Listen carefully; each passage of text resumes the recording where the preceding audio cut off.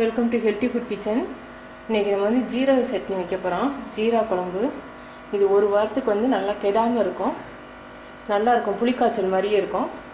அதுக்கு வந்து 4 பெங்களூர் தக்காளி பழம், நாட்டு தக்காளி பழம் போட்டிங்கன்னா புளிக்கும். பெங்களூர் தக்காளி பழம் 4 அல்லது 3 எடுத்துக்கோங்க. ஒரு பெரிய வெங்காயம், புளிக்கரைசல் தண்ணி ஒரு 6 ஸ்பூன் வர்ற மாதிரி எடுத்திருக்கேன். வெல்லம் கொஞ்சம். இது வந்து ஜீரகத்தை வந்து வெறுங்கடாயில் வறுத்து பவுடர் பண்ணி வச்சுருக்கேன். பவுடர் 3 ஸ்பூன் எடுத்திருக்கேன். இந்த மாதிரி ஸ்பூனில் 3 ஸ்பூன் எடுத்திருக்கேன். மிளகாய் வந்து 10 மிளகாய் எடுத்திருக்கேன். ஏன்னா நம்ம 4 தக்காளி பழம் வச்சுருக்கோம், புளிக்கரைசல் கொஞ்சம் வச்சுருக்கோம். அதுக்கு ஈக்குவல் அளவு, புளிப்புக்கு ஏற்ற அளவு நம்ம வந்து மிளகாய் வைக்கணும். 10 மிளகாய் வச்சுருக்கேன். இது எப்படி செய்கிறதுன்னு நம்ம பார்க்கலாம். 2 ஸ்பூன் நல்லெண்ணெய் ஊற்றிருக்கேன். இதுக்கு நல்லெண்ணெய் தான் நல்லாயிருக்கும். ஒரு மிளகாய் வந்து நல்லா கலர் வர்ற அளவுக்கு நம்ம ரோஸ்ட் பண்ணிக்குவோம்.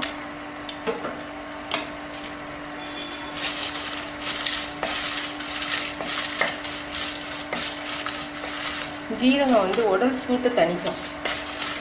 அதே மாதிரி ஹேர் லாஸ் இருக்கிறவங்களுக்கு ஜீரகம் வந்து அதிகமாக சேர்த்துக்கணும், ஹேர் லாஸ் குறையும்.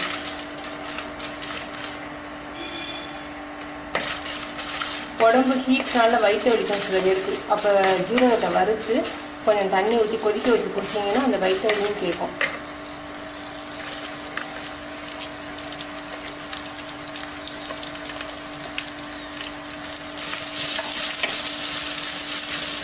வெங்காயம் நல்லா ரோஸ்ட் ஆகட்டும்.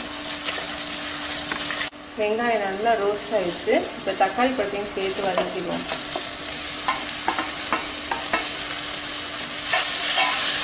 இதுக்கு தேவையான அளவுக்கு உப்பு சேர்த்துருவோம். நமக்கு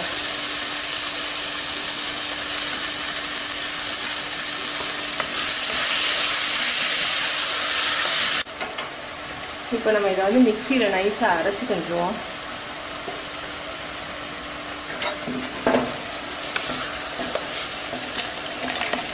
நல்லெண்ணெய் வந்து இதுக்கு நல்லெண்ணெய் தான் நல்லாயிருக்கும். நல்லெண்ணெய் ஒரு புளிக்கரண்டின்னு சொல்லுவாங்கள்ல, அந்த அளவுக்கு ஊற்றிருக்கேன். கடுகு, உளுந்தம்பருப்பு தாளிக்க,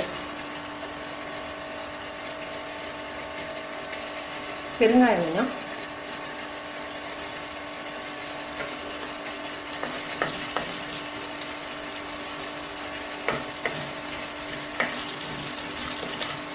இது நீங்கள் ஸ்டோர் பண்ணி வைக்கிறதுனா நல்லெண்ணெய் இன்னும் கொஞ்சம் கூட ஊற்றணும்.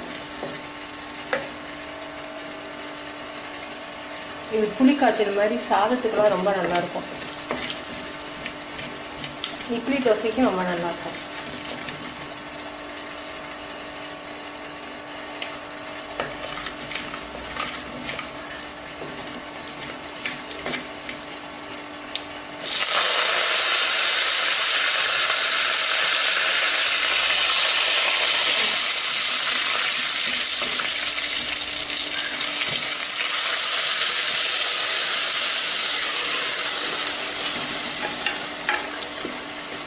இதில் உப்பு உரப்பெல்லாம் போதுமானு பார்த்துக்கோங்க. பத்தலைன்னா நீங்கள் கருவேப்பிலை போடுறீங்கல்ல, அந்த சமயத்துலேயே என்ன பண்ணணும், சிம்மில் வச்சுக்கிட்டு மிளகாத்தூளை கொஞ்சம் போட்டு அதுக்கப்புறம் நீங்கள் இந்த சட்னியை ஊற்றணும். அப்போ தான் பச்சை வடை வராது. இதில் எனக்கு உரப்பு கரெக்டாக இருக்குது. புளிக்கரைசல் தண்ணியை ஊற்றிக்கிட்டுருவோம்.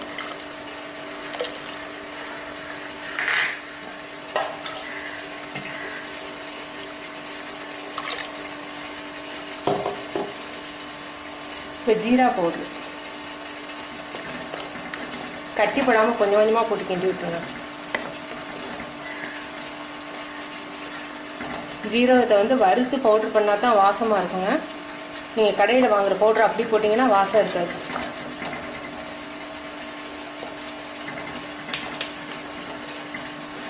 நல்லா கொதிக்கட்டும். கொதித்து எண்ணெய் பிரிஞ்சு வரணும்.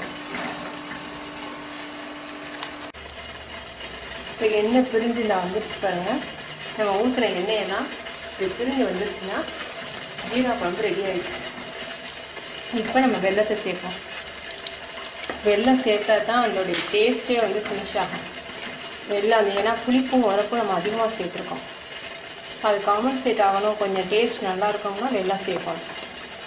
ஜீரா குழம்பு ரெடி ஆகிடுச்சு. இது சாதத்துக்கு நல்லாயிருக்கும். சூடான இட்லியில் நல்லெண்ணெய் தடவி சாப்பிட்றதுக்கும் நல்லாயிருக்கும், தோசைக்கும் நல்லாயிருக்கும். நீங்கள் ஒரு வாரத்துக்கு நீங்கள் ஸ்டோர் பண்ணி வச்சுக்கலாம். புளிக்காய்ச்சல் மாதிரியே நீங்கள் ஸ்டோர் பண்ணி வச்சுக்கலாம். நீங்கள் செஞ்சு பார்த்துட்டு உங்கள் கமெண்ட்ஸ் எனக்கு சொல்லுங்கள். தேங்க்யூ.